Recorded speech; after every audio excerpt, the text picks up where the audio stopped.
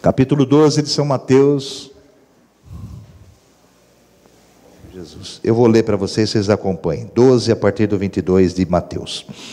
Trouxeram-lhe então um endemoniado, cego e mudo, e de tal modo o curou, que o cego e o mudo falava e via. E toda a multidão se admirava e dizia: não é este o filho de Davi? Falava de Jesus, né? Mas os fariseus, ouvindo isso, diziam: este não expulsa os demônios, senão por Beelzebu, príncipe dos demônios. Jesus, porém, conhecendo os seus pensamentos, e ele conhece os deles, conhece os nossos, conhece todos, nada está oculto ao Senhor, nada, nem o que você pensa, nem o que você é premeditado nos seus pensamentos, naquilo que você, né? Não precisa nem falar, ele já sabe o que você está pensando. Isso é que é. O diabo não tem esse poder. Só o Senhor Jesus, que é onisciente, onipresente e onipotente. O diabo não. Então, muitas vezes nós falamos com o Senhor só aqui, não precisa nem balbuciar, só aqui. E o Senhor sabe exatamente o que você está falando e pedindo, tá? Vamos lá, retomar aqui. Jesus, porém, conhecendo os seus pensamentos, estou lendo 25, disse-lhes: todo reino dividido, olha só o ensino que vem aí, todo reino dividido contra si mesmo é devastado, e toda cidade ou casa dividida contra si mesmo não subsistirá. E se Satanás expulsa a Satanás, está dividido contra si mesmo, como subsistirá, pois, o seu reino? E se eu expulso os demônios por Beelzebu, por quem os expulsam? Então os vossos filhos? Portanto, eles mesmos serão os vossos juízes. Mas se eu expulso, Jesus falando tudo isso, se eu expulso os demônios pelo Espírito de Deus, conseguintemente chegado a vós o reino de Deus. Ou como pode alguém entrar em uma casa do homem valente e furtar os seus bens, se primeiro não manietar, quer dizer, não amarrar, não, algemar o valente, saqueando então a sua casa? Quem não é comigo é contra mim, e quem comigo não ajunta, espalha. Portanto, eu vos digo que todo pecado, olha, isso onde nós vamos dar ênfase está aqui. Portanto, eu vos digo que todo pecado e blasfêmia se perdoará aos homens, mas a blasfêmia contra o Espírito, com letra maiúscula aí, Espírito Santo, não será perdoada aos homens. E se a qualquer disser alguma palavra contra o Filho do Homem, ser-lhe-á perdoado. Mas se alguém falar contra o Espírito Santo, não lhe será perdoado, nem neste século, nem no futuro. Senhor, uma palavra não de difícil entendimento, mas de difícil cumpri-la. Senhor, nos abençoa agora, porque muitas vezes os nossos pecados extrapolam e nos causam danos. Então, Senhor, nos dá esse entendimento hoje, de uma vez por todas, para podermos evitar isso, ter força de resistência nisso, para estarmos aptos a receber o Teu perdão sempre, em nome de Jesus. Amém. Vocês viram que esse texto é um texto delicado, um texto, principalmente quando Jesus começa a falar, porque o que aconteceu aqui, irmãos? Os fariseus, esses que estavam aqui presentes, eles difamaram o Espírito Santo, porque eles atribuíram o seu trabalho ao diabo. Porque eles falaram para Jesus: olha, você está expulsando aí o demônio, mas você está expulsando ele pelo príncipe dele. Quer dizer, em nome do príncipe dele, em nome de Satanás. Está certo?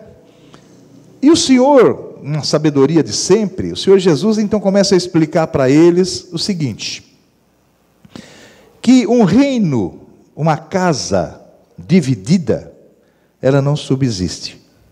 Dividida em si mesma, está escrito ali. ela não subsiste. E ele chega a dizer assim, até o inferno não subsiste.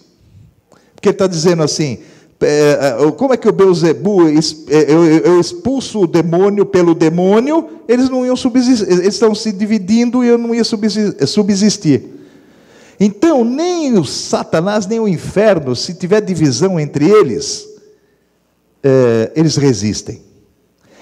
Isso cabe para a casa de Deus também. Se a casa de Deus for dividida, também não vai subsistir. Isso é o ensino do Senhor. E o que é uma divisão de uma casa, irmãos? O que é uma divisão no teu casamento? O que é uma divisão na tua casa? O que é uma divisão na igreja? É quando os propósitos não são os mesmos. Quando cada um pensa de uma maneira e é um afastar do objetivo. Porque se você pensa diferente, ou se o seu objetivo é diferente, o caminho vai ser diferente para alcançá-lo. Porque um quer uma coisa, o outro quer outra. Então, isso serve na sua casa, serve no seu casamento e serve na tua vida na igreja também. Se a igreja hoje não está num só propósito, pode até conseguir alguma coisa, mas vai ser aos trancos e barrancos, irmãos. Muito difícil. E o inimigo, prevalece quando há divisão. Porque tudo que é dividido enfraquece.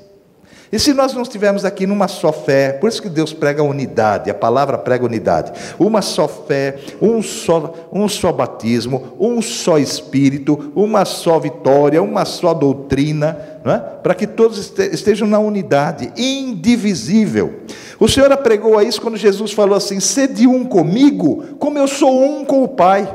E se nós fizermos essa unidade com Jesus, vamos ter a unidade com o Pai também, está certo? E ele apregou a isso, que a vitória está em nós estarmos unidos. Você está entendendo por que as igrejas evangélicas hoje têm um monte de divergências, tudo? Porque o Satanás investe nisso, irmãos, para que elas estejam divididas, e como que você divide uma igreja? Quando você coloca outros interesses. Porque se de todas as igrejas, o interesse fosse o que a palavra prega, aquilo que é ganhar almas, aquilo que é juntar, estaríamos unidos. Mas fazemos cada um, fica um meio assim, cada um meio para si, sabe? Cada um para si e Deus para ninguém. Porque a divisão traz a derrota. No casamento, mesma coisa. A mulher, o homem, tem que fazer planos juntos, plantar juntos, para colherem juntos, para almejar aquilo que, sabe? Você, mocinha e moço, serve para os dois lados isso, você começa a namorar, e é completamente diferente. Você pensa de um jeito, o seu pretenso namorado pensa de outro, o seu plano é um, o plano dele é outro, quer dizer, vai dar certo isso? Não vai.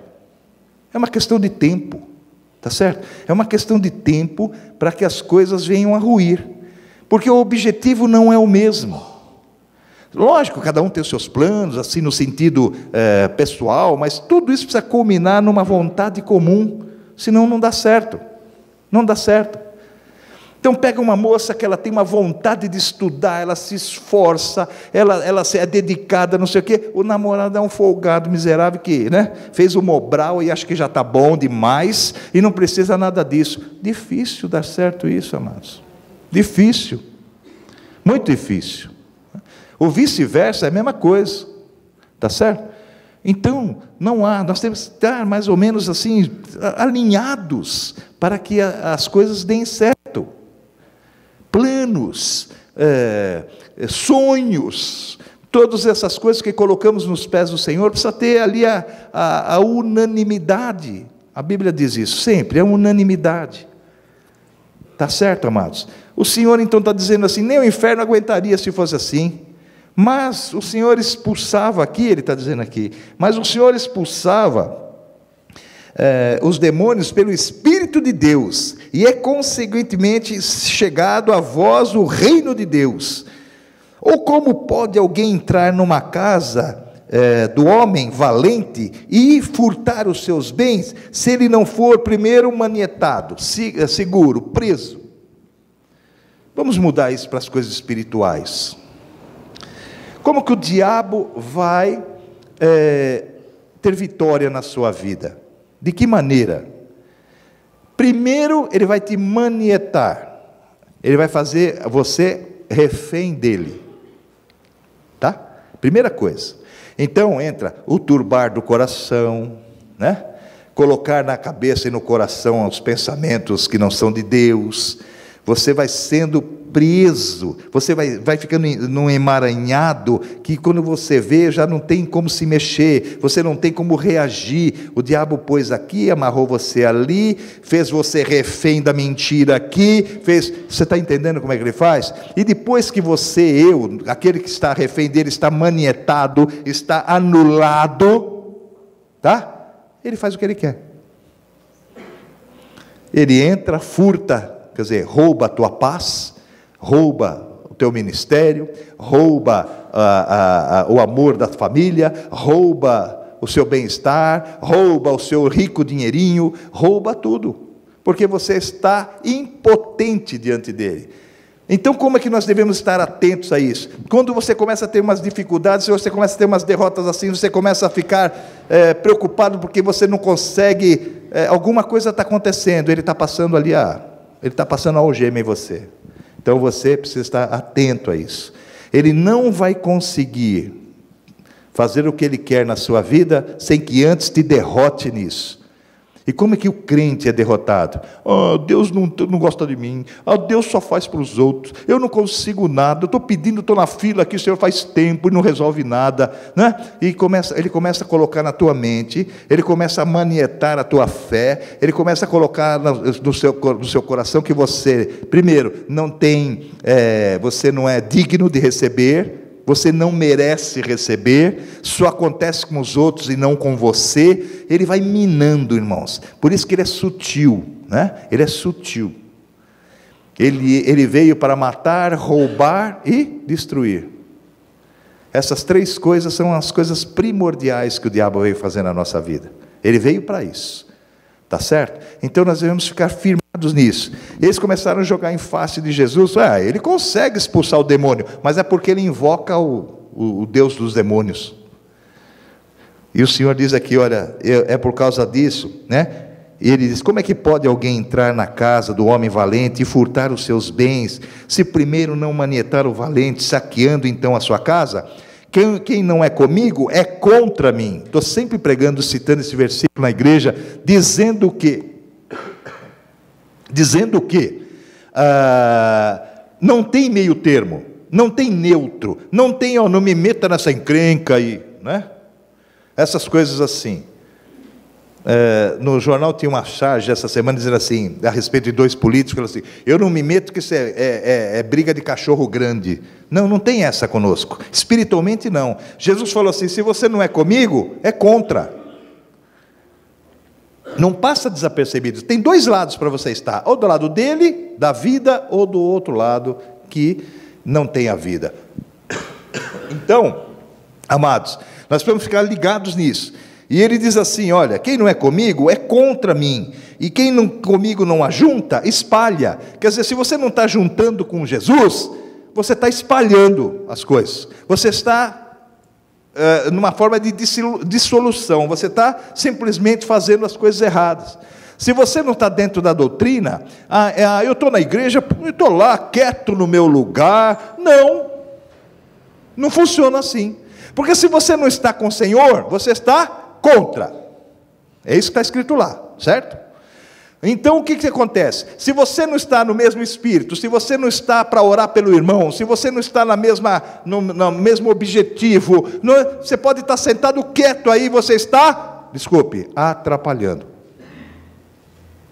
Por quê? Por alguns motivos. E a Bíblia cita algumas coisas, eu vou citar uma só que eu acho que vai de encontro. Se você sabe fazer o bem e não faz, peca. Então, não existe, desculpa eu falar para alguns, né, a nossa visita de primeira vez hoje, outros que estão começando, outros que vieram agora na igreja, estão recentemente na igreja, Desculpa eu falar para você, mas não tem essa posição de eu vou lá, fico sentado no meu cantinho, ninguém mexa comigo, eu não quero saber de nada, eu só fico observando. Isso não existe. Ou você está do lado do Senhor, ou você está contra o Senhor. Ou você está na bênção que as portas do inferno não podem prevalecer contra a igreja, e você está firme e forte. Ou você está quieto ali. Não, mas eu estou quieto. Mas é porque você está inerte, porque você é um servo inútil, diz a palavra. Olha que palavra forte, né? Acaba atrapalhando. Não foi assim com Acã? Enquanto Deus dando a promessa para o exército de Israel, e todo mundo vencendo lá, né? Mas chegou um momento, meus irmãos, que eles começaram a perder, sem mais, sem menos. Ganharam de exércitos tão mais poderosos, e começaram a apanhar, né, de exércitos menores, menos treinados. Alguma coisa estava acontecendo, tá? E o que era isso? Era a família de Acã e seus filhos ali, que tinham os despojos da guerra enterrado na sua tenda. E você fala, mas por causa de um padece todo mundo? Sim, Senhor. Sim, Senhor. Sim, Senhor. Nós podemos estar todos aqui num só propósito, tem meia dúzia que não está, atrapalha. Atrapalha muito. Porque perdemos o quê? Uma coisa chamada unanimidade. Contra a unanimidade, Satanás não tem guarida, ele não tem onde ele pegar. Mas se tem alguns dissidentes, ele se aloja neles. Entenda, eu estou falando que você está endemoniado. Não, você está entendendo o que eu estou dizendo. Ele encontra guarida no seu coração, de você não estar no mesmo propósito. Então, quando a palavra de Deus fala assim, as portas do inferno não prevalecem contra a igreja, é contra a igreja unânime, é contra a igreja que não está dividida, é contra... O que acontece numa igreja? Começa a divisão, começa a ter panelinhas, eu vou usar o termo bem chulo para você entender. Começa a ter grupos, que não concorda com o outro, que não, sabe? Não é aquela que é responsável por aquele negócio lá, o problema é dela. Não é, o problema é nosso. Até os diáconos aí que tem que ver a porta, o problema é deles. Não, o problema é de todos nós. Eles estão determinados a fazer certas coisas, cada um daqui tem uma função, né? Eu não como com os pés e nem ando com as mãos, então cada membro tem uma função, mas se eu der uma martelada nesse dedo aqui, dói o corpo todo. Se eu der uma topada no meu dedão aqui, dói o corpo todo. Então nós estamos ligados nisso, está me entendendo? A fé é uma unidade, que devemos estar firmados nisso aí.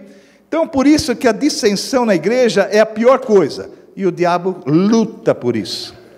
E ele mexe com os egos, né? Então, nós vemos pastores aí de grandes obras, que eles estão se interessados se o outro faz, o outro deixa de fazer. A dele tem que estar daquela forma. Eu sei que cada um cuida daquilo que Deus deu na sua mão. Mas, irmãos, nós estamos como um todo aqui. Estamos como um todo. Ou vencemos todos, ou não vencemos ninguém. Porque é um corpo só. Se não tiver uma vitória unânime, fica difícil as coisas. Então é isso que nós temos que entender. Jesus estava explicando isso para eles. Falou assim, eu expulso pelo Espírito Santo de Deus. Uma casa dividida não subsiste de jeito nenhum. Depois aqui onde eu quero chegar, ele diz assim, quem não é comigo é contra mim, e quem comigo não ajunta, espalha. Portanto, 31, eu vos digo, todo pecado e blasfêmia se perdoará aos homens, mas a blasfêmia contra o Espírito não será perdoada aos homens. Olha que coisa. Poxa, pastor, agora você me confundiu. O que é blasfêmia contra os homens? O que é blasfêmia contra o Espírito? Então, eu vou explicar para você.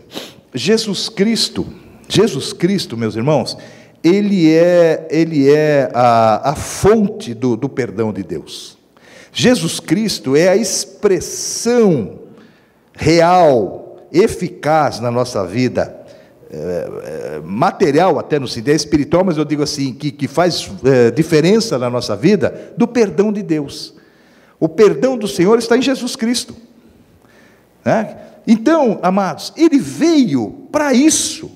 Ele veio, meus irmãos, para carregar o seu pecado e o meu pecado. Ele veio para que na cruz do Calvário, ele carregasse, ele falou assim, né, que sobre ele foi jogada todas as nossas mazelas, todas as nossas, sabe, todas as nossas tranqueiras, todas foi sobre ele.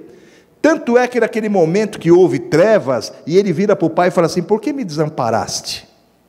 Olha que momento difícil para Jesus, porque até então, ele tinha uma confiança tal que ele chegava e falava assim, pai, eu bem sei que tu me ouves, pai, eu bem sei que tu estás comigo, e sempre essa certeza inabalável. Mas quando ele levou o seu pecado e o meu, ele se tornou pecado, coisa que ele nunca tinha sido, e naquele momento não há comunhão de trevas e luz, irmãos. O próprio pai se afasta dele. Então ele veio para isso, para pagar, olha só, pagar os nossos pecados.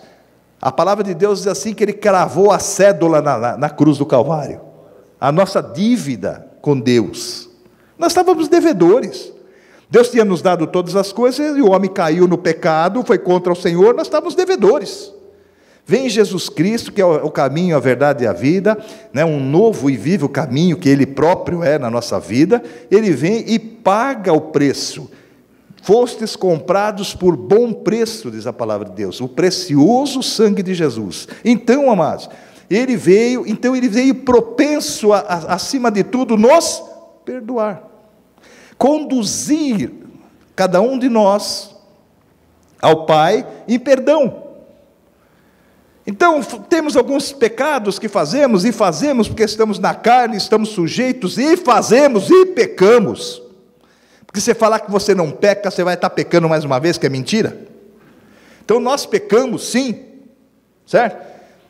Pecamos, e qual é a diferença desses pecados? Pecados que ferveu a nossa carne, a gente, sabe, se perdeu, aconteceu uma coisa, mas não é aquele pecado intermitente que você, então fala assim, nós pecamos, estamos na carne, isso te dá um alvará para você fazer o que você quer. Não é isso, porque Deus sabe quando você faz de uma forma premeditada, Deus sabe quando você fica engendrando o pecado ali, eu vou fazer aquilo, se aquele camarada vir para mim, eu vou falar isso, se aquele lá vir aqui, eu vou lascar essa, se aquele lá vir quente, vai levar fervendo, se ele vier com uma, vai levar duas.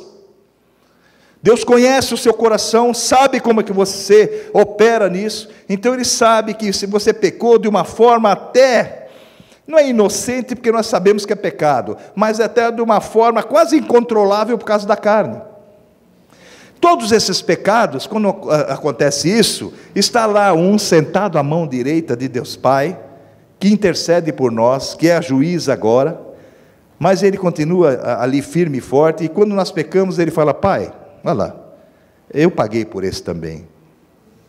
E quando o Pai olha para esses pecados, na condição de nos condenar alguma coisa, Ele olha e vê o sangue de Jesus sobre a tua vida. Se você, olha só do que eu estou falando, dos de dentro, daquele que crê, daquele que aceitou Jesus como Senhor e Salvador e único e suficiente na tua vida, daquele que professa a palavra de Deus, daquele que se diz cristão, daquele que, né, está certinho ali.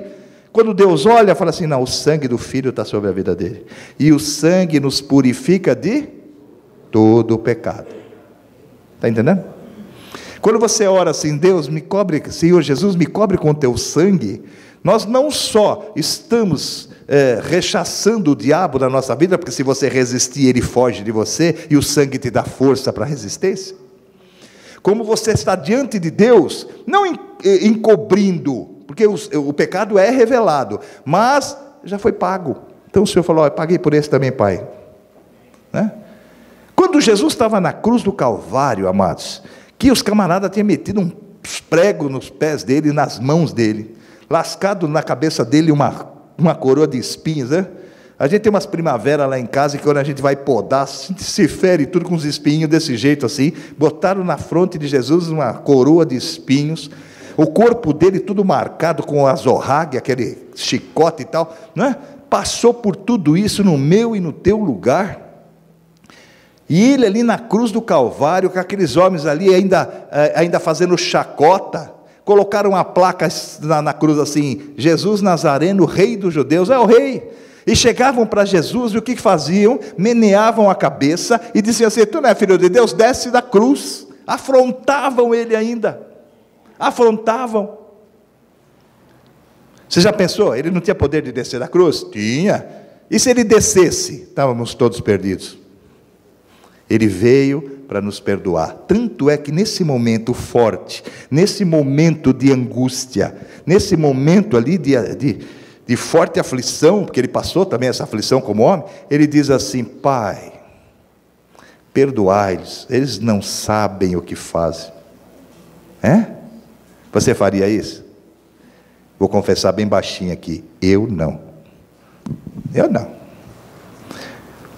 ia falar assim: Pai, eles podem saber ou não saber, mas fuzila esses miseráveis. Olha o que eles fez comigo aqui. Estou falando para graça, estou falando verdade, irmãos. O que você ia falar? Não, põe mais um preguinho aqui. Você ia falar: fuzila esses caras aí. Por isso que nós somos de baixo, Ele é de cima.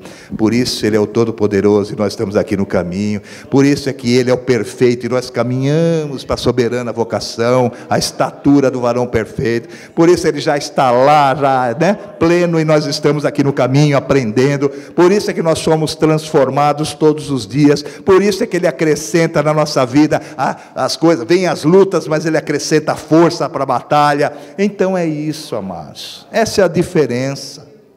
Mas por esses pecados,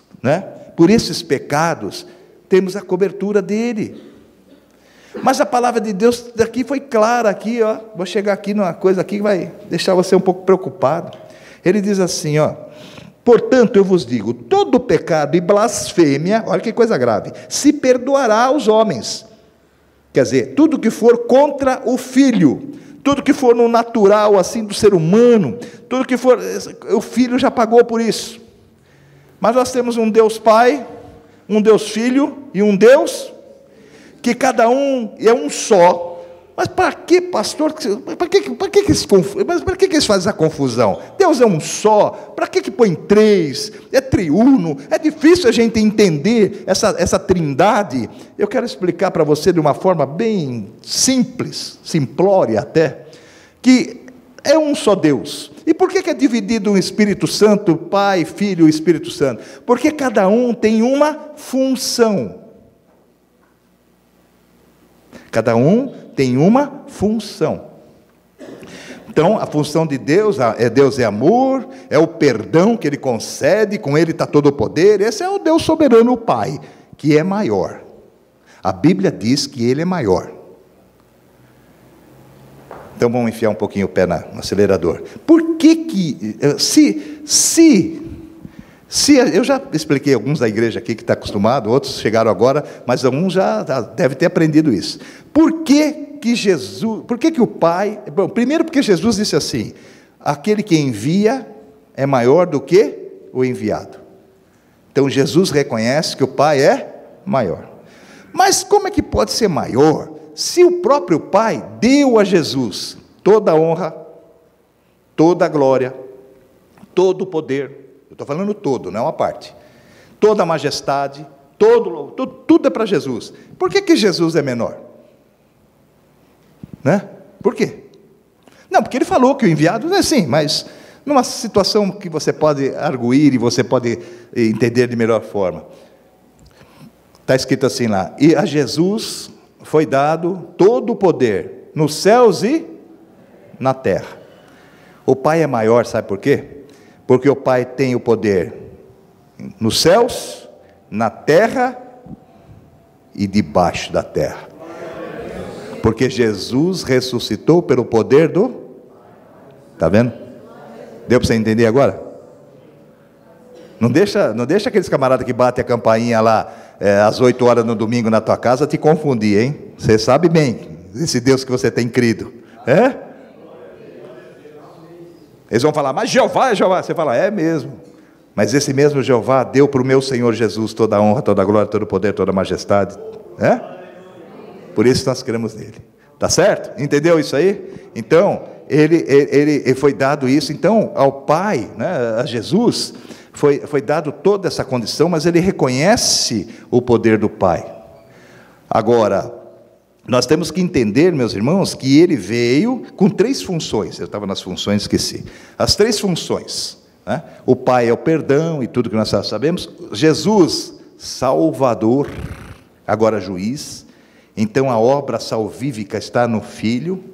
E o Espírito Santo, a palavra de Deus ensina que ele tem uma função na nossa vida. Qual é a função que você já leu lá? Ele veio para nos, sim, consolar, tudo, mas tem específico. Ele veio nos convencer do pecado e do... Quando o Espírito Santo não consegue convencer você do pecado, e você peca por isso, por não se convencer do que ele toca no seu coração, você peca contra ele.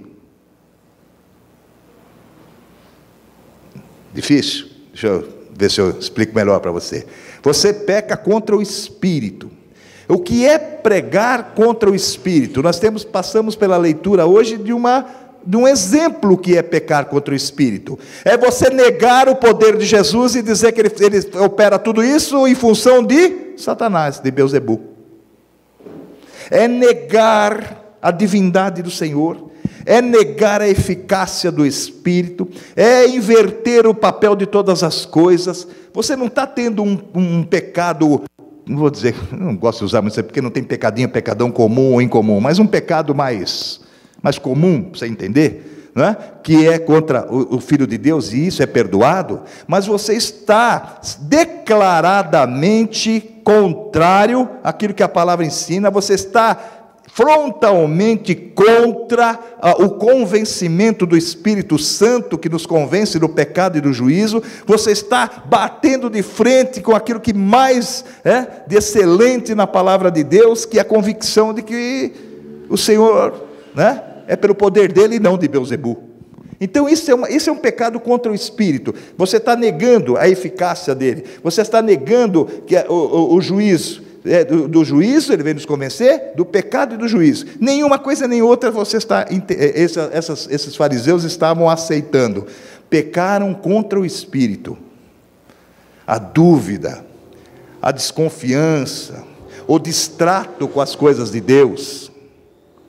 Deus não existe coisa nenhuma, sabe? Isso tudo é uma mentirada, sabe? E coisas parecidas com isso. Você não está pecando contra Jesus, o Filho, que nos deu o salvo-conduto nesses pecados que são da carne, mas nós estamos indo espiritualmente contra, nós estamos frontalmente contra, e isso é contra o Espírito, porque ele não está conseguindo nos convencer do pecado e do juízo.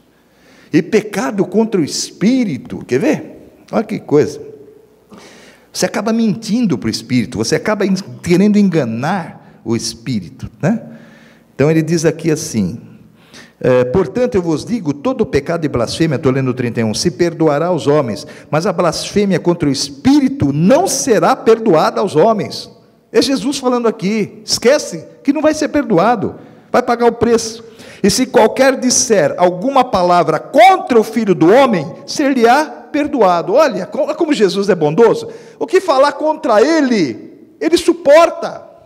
O que falar contra ele, o Filho do Homem, ele suporta. Ele veio e já pagou isso.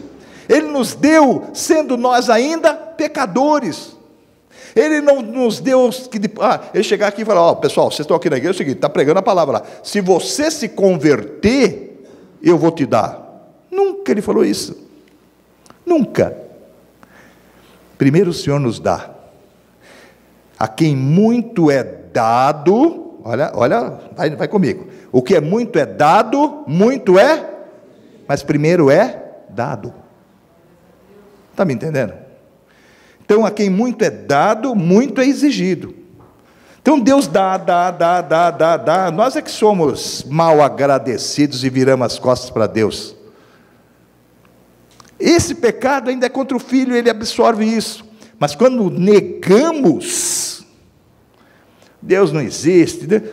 A própria palavra nos diz assim, a indagação dos de fora, dos ímpios, é assim, não há Deus. Essa é a afirmação deles. Ele não consegue discutir, ou trocar uma ideia do valor e da bênção e da presença de Deus, ele fala, não tem Deus. Então eles encerram o assunto aí. A negação, isso é um pecado contra o Espírito. Por quê, hein? Porque você está falando para o Espírito Santo assim: você é ineficaz, você comigo não consegue, porque sua função é me convencer, você não está me convencendo droga nenhuma.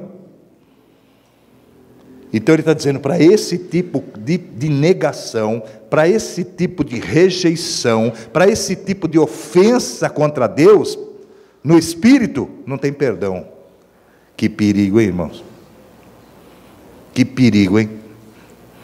Pastor, eu não pensei nisso, eu já fiz umas dessas. Não faça mais, agora você não está mais na ignorância. Policia, põe uma trava na tua boca, no teu coração. Toma cuidado, porque podemos estar pecando contra o Espírito de Deus, a essência de Deus, e achar que está tudo normal.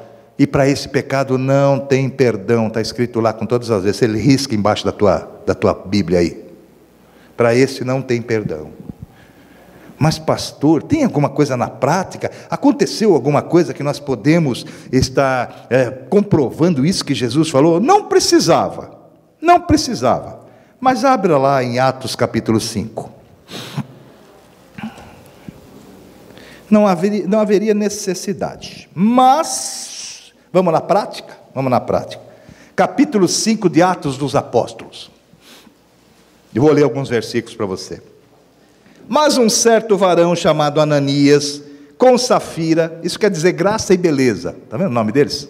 Interessante, né? Vamos lá. Mas um certo varão chamado Ananias, com Safira, sua mulher, vendeu uma propriedade. Lembra que eu falei para você que precisa ter unanimidade? E às vezes tem unanimidade para o mal. Aqui eles estavam para o mal. E sua mulher vendeu uma propriedade. E reteve parte. Essa explicação todas do ato desse Ananias e Safira está um pouquinho antes, que eu vou ler para vocês para dar sentido. Eu vou ler o 34. Eu estava lendo o 4:34, eu vou ler para você. Não havia, pois, entre eles necessitado algum, porque todos os que possuíam herdades, propriedades ou casas, vendendo-as, traziam o preço do que fora vendido e o depositavam aos pés dos apóstolos. Isso era uma prática que eles faziam na época. Todo mundo vendia o que tinha, dava para os apóstolos supria a todos, não faltava nada para ninguém. Né? Não faltava nada para ninguém. Então você vai falar assim: puxa vida, isso aqui parece comunismo, né? Tudo igual e tal. Não é isso? O mais desavisado aí, fã do PSB aí, vai falar que isso é comunismo, tá vendo? Já tinha lá. Não, eu quero dizer que no comunismo o povo não perece e os que estão graduados lá vivem na mais farta realeza. Os apóstolos tinham a mesma coisa que os homens tinham. Todos tinham a necessidade suprida, sem nenhum ter mais do que os outros, tá? Funciona isso hoje? Eu vou falar assim para você, com muita fé, viu? Não funciona. Não funciona. Por isso que, então, o Senhor diz assim, né? Por isso temos o dízimo. Por isso nós temos uma coisa que nos tem particular, de bênção particular para nós, de prosperidade, que o Senhor nos dá segundo a nossa fidelidade e segundo a nossa fé. E a fidelidade e a fé muda de um para outro e outro para um. E temos o incomum, que é devolver para o Senhor o dízimo, que aí sim serve para todos, e todos se beneficiam desse dízimo. Tudo é bem colocado. Mas nos primórdios da igreja, a igreja então fazia isso. Todos vendiam, tá? E depositavam aos pés dos apóstolos. O 4:35 diz assim: e repartia-se a cada um segundo a necessidade que cada um tinha. Tá? Então vamos lá. No 5 diz assim, entendeu qual é o contexto? O que Ananias e Safira fizeram? Fizeram ou tentaram enganar que todo mundo estava fazendo. Era uma prática, eles falaram assim: nós não podemos fazer diferente. Todo mundo está vendendo a propriedade e dando para os apóstolos lá. Né? Não podemos, na frente de todo mundo, na frente da igreja primitiva, na frente de todos os líderes, dos apóstolos, nós temos que fazer igual todo mundo. Hipócrita. Olha como esse é o pecado premeditado. O que aconteceu aqui? Eles venderam e falaram assim: é muito para dar, é muito. Vamos fazer o seguinte, vamos falar que vendemos pela metade e vamos dar só uma partezinha para eles. A outra gente, né? Às vezes o camarada na igreja ganha R$1.000 e ele fala, R$100 de dízimo, né? Ele dá, aí vem abanando a nota assim, tá, vai trazer o dízimo, né? E põe lá. Deus abençoa ele, vai para 10. Você pensa que é raro isso aqui? Acontece muito. Vinha abanando 1.000, é difícil, né? 100, não dá para sustentar pastor, não dá para ele andar de carro novo, não dá para nada disso. Aliás, esse carro que eu comprei aqui não é da igreja, não é meu, viu, pessoal? Antes que a turma fale aí, sabe? Eu já estou dando a letra aqui. Meu, paguei com o meu, viu? Não é da igreja, não. Vamos fechar aspas. Vamos voltar aqui no que eu estava falando. Quando os camaradas ganham 10, dá 1.000, devolver 1.000, urra, 1.000. E aí você começa a fazer as contas. Com 100 ele não fazia muita coisa, né? Mas com 1.000, ele já paga o carnê da Bahia, ele compra um negocinho, ele pode ir na churrascaria, ele pode fazer você comprar um terninho novo, comprar não sei o quê, né? Ok? Comprar um presentinho para a mulher fazer uma média, não é isso? Ele pode pensar assim. Ele não pensa que ele estava em 1.000 e Deus levou ele para 10. Ele pensa no que vai devolver. Ah, pastor, existe isso? Só existe isso. Só existe isso. Eles tinham uma casa para vender, eu vou ler o texto que eu até nem li, né? É tão conhecido o texto que, né? Mas um servo chamado Ananias de Safira com sua mulher vendeu uma propriedade e reteve parte do preço. Sabendo também sua mulher, quer dizer, elas estavam acomunados nisso, ali. Acomunados, não é comunados, né? Não sei como é que é, ou A ou sem A. Estavam juntos ali, não é? E reteve parte do preço, sabendo também que a mulher estava levando uma parte e a depositou aos pés dos apóstolos. E disse, olha onde está o X da história aqui. Disse então Pedro, meus irmãos, Pedro fez tanta coisa assim, errada no sentido, né? Falhou em tantas coisas, mas chegou um momento que depois do Pentecostes, onde Pedro foi batizado, irmãos, Pedro tinha os dons. Um pouquinho para frente está escrito assim, e o povo juntava as camilhas, as macas, só, né, para que Pedro passasse. Olha a sombra dele. Então Pedro chegou num momento, Pedro foi moldado, irmãos. Pedro amas-me, lembra domingo passado? Pedro amas-me, quer dizer, Pedro foi moldado. Então não reclama se Deus está moldando você, porque um dia a tua sombra pode curar. Está me entendendo?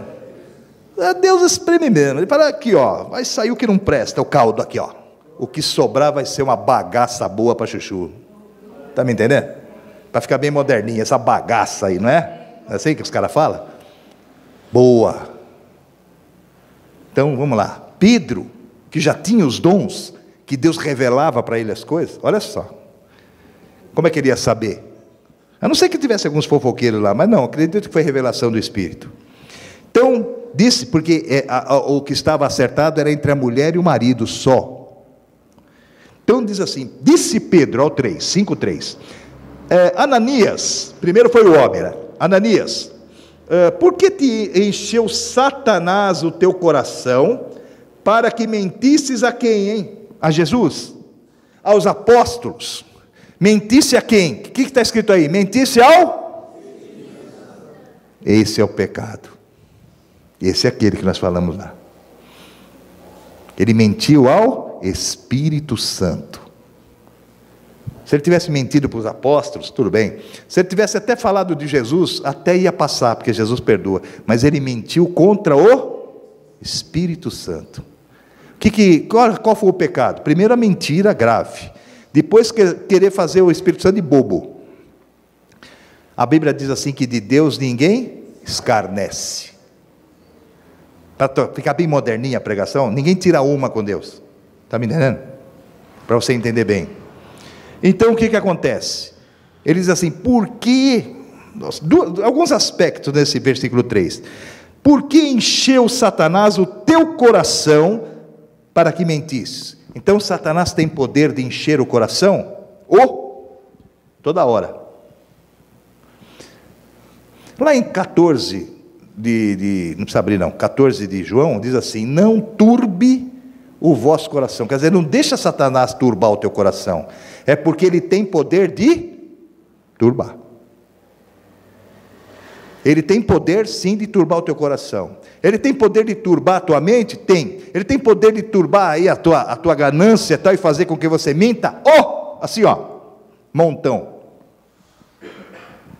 Está me entendendo?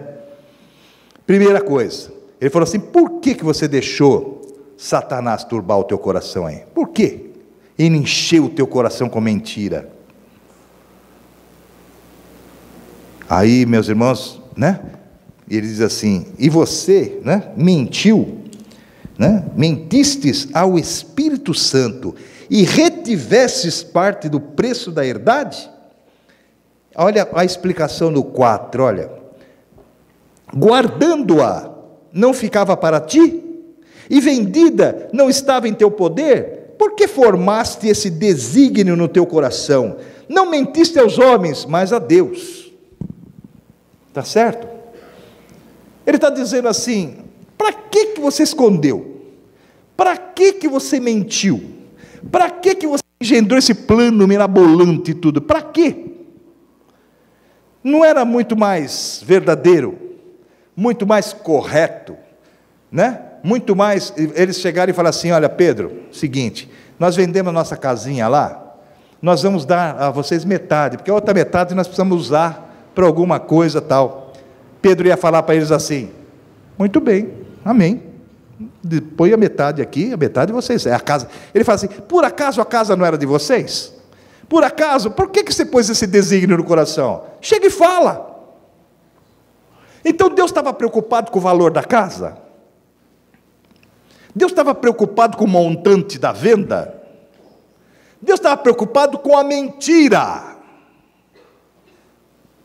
Tanto que ele não fala nem em valor, ele fala é um valor aí e tal, nem é citado quanto, porque é o ato em si, é o ato, é a colocação em si, é a atitude, sabe, amados? É a atitude diante de Deus. Era teu, para que você mentir? Chega e fala. Mas por que eles não quiseram passar por isso? Porque todo mundo fazia e dava tudo, eles não queriam ficar por baixo. Você percebe onde vai, como o diabo turba o coração do homem? Você dá um dízimo ou dá uma oferta com valor razoável, e aquela viúva deu 2 moedas, e o Senhor falou assim: ela deu mais que você, ela deu tudo que ela tinha. Está me entendendo? Tudo que ela tinha. Ela me deu, ela deu aquilo que ela podia e o que não podia, deu tudo. Então não é o valor, isso que eu quero dizer para vocês. Embora a Bíblia fala no dízimo, que é 10%. Eu já nem estou falando de dízimo. Dízimo para mim é uma coisa decretada, acabou. Dízimo nem se discute. Se você é um cristão, se você crê em Deus, se você quer ser filho de Deus, se você dizima, porque é obrigação. Isso eu nem discuto aqui. Eu já estou falando da oferta a mais, das coisas acrescentadas, tá? Deus determinou algum valor? Não. Conforme o teu coração. Se o seu coração estiver turbado, aí é influenciado. Mas se não, então olha só o que acontece. Como o pecado contra o Espírito, e ele disse assim: mas você mentistes ao Espírito Santo. Diz assim no 5, e Ananias, ouvindo estas palavras, caiu e morreu, certo? Expirou. E um grande temor veio sobre todos os que isto ouviram. Sabe? Por que será que veio o temor, hein? Porque será que...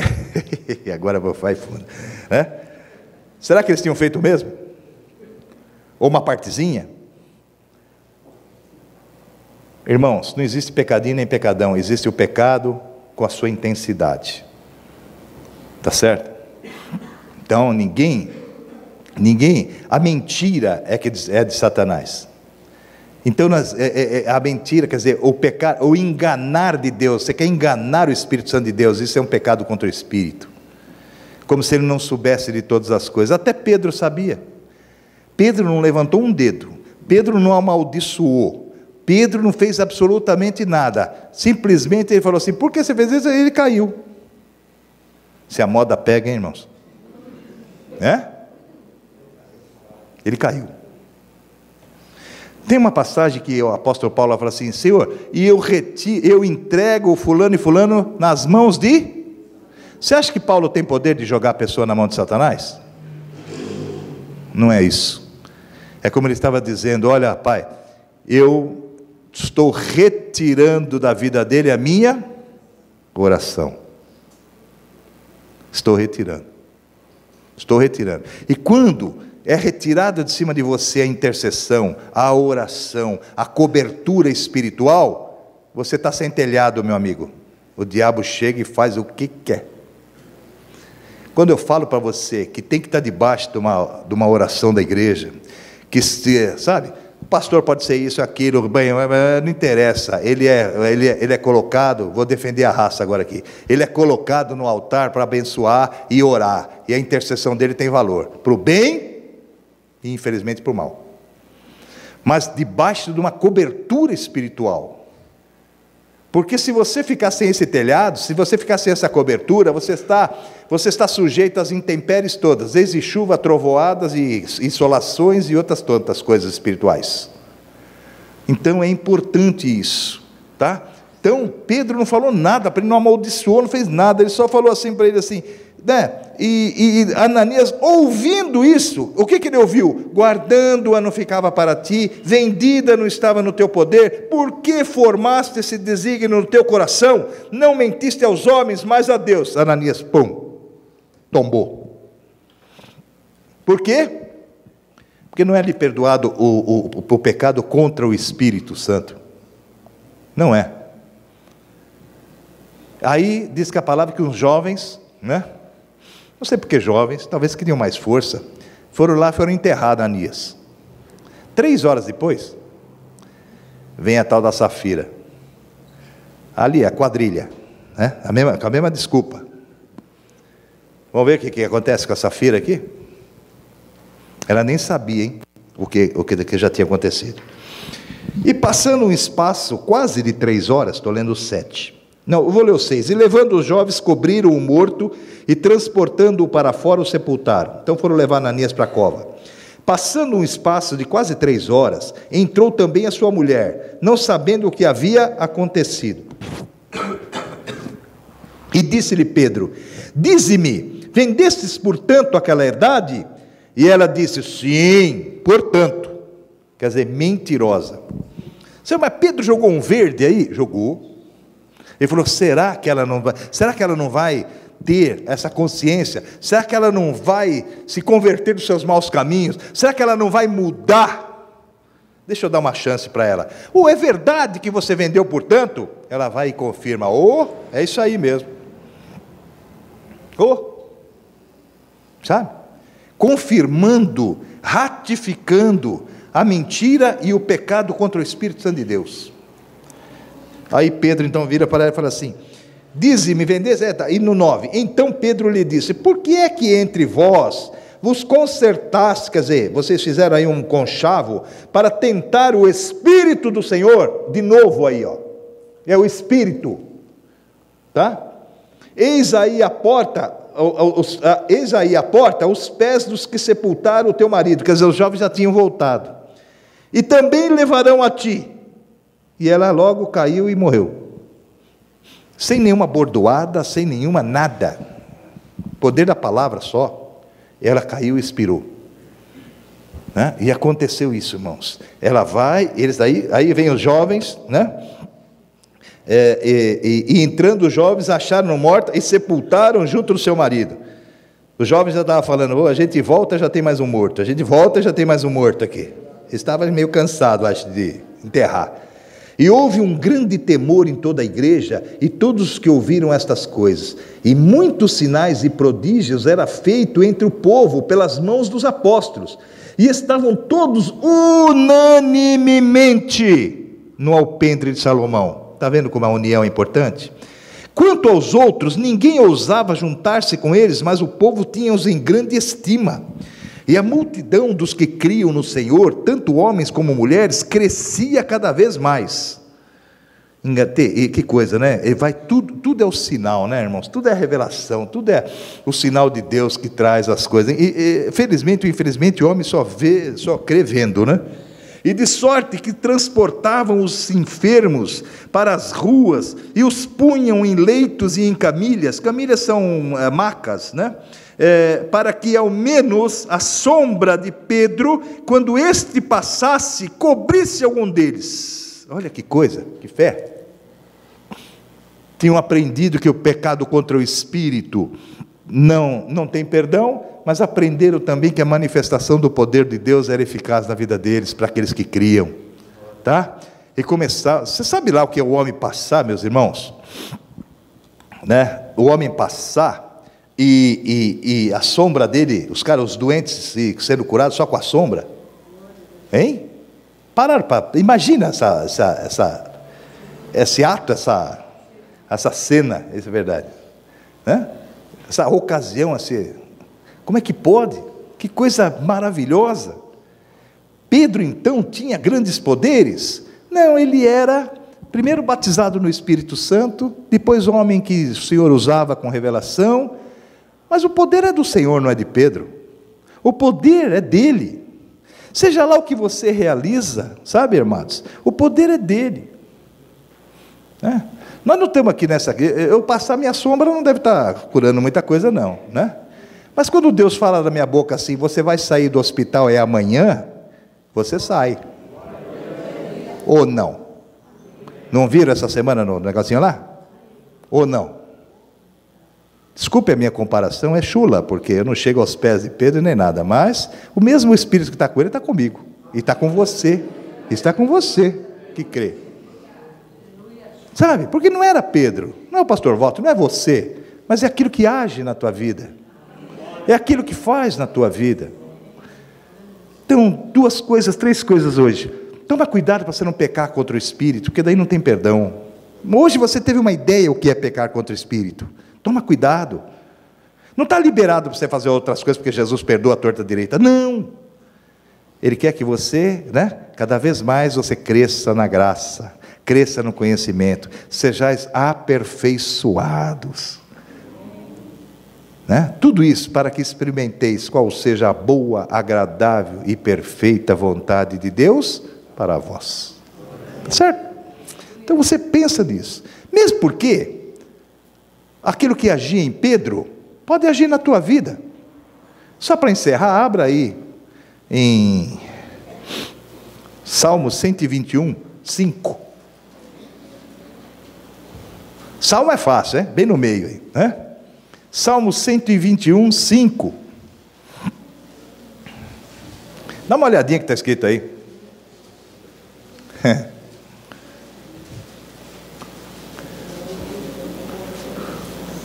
Acharam? Então, o que está escrito aí? O Senhor é a... Vamos repetir esse pedacinho? O Senhor é a tua sombra, a tua... Era a sombra de Pedro? Nada. Nada. Era o Senhor. É você e a tua sombra, a sombra do pastor Walter? Nada. É o Senhor, queridos. A sombra do Onipotente, a sombra do Senhor, a sombra que Ele dá para quem Ele crê. Mas eu não mereço. Pedro merecia, meteu o pé pelas mãos, mas o que aconteceu? Depois do batismo, ele foi convencido pelo Espírito Santo de Deus do pecado e ele começa então a operar aquilo que Deus quer na vida de cada um de nós. Certo? Que coisa. E quando você eu já trouxe uma vez uma palavra sobre a sombra aqui.